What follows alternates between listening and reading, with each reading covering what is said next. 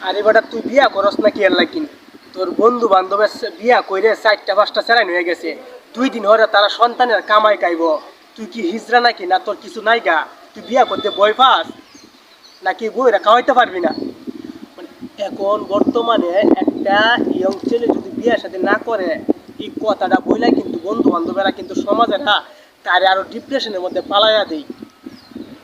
ভিডিওতে এই জন্য নিয়ে আসলাম যে কালকে একটা নিউজ দেখলাম কলকাতা ইন্ডিয়াতে ছেলে বিয়ে করতে পারতেছে না, তার আর্থিক অবস্থা খারাপ, ভালো চাকরি বাকরি করতে পারতেছে না, বিয়ে কমপ্লিট করছে কিন্তু তার মনের মতন কিছু পাচ্ছে না।